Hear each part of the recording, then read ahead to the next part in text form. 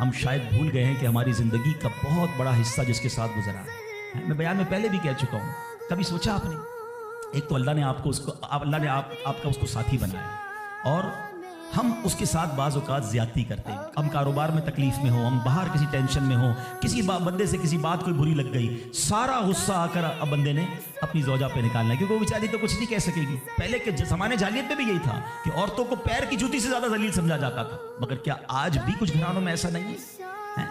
آج تک میں ویسے سوال کرتا ہوں, شاید غالب گمان ہے کہ جو یہاں ازواج والے زوجہ والے بیٹھے, شادی شدہ بیٹھے, ہماری زوجہ کہ شاید ہر دعا میں ہم ہوتے ہیں.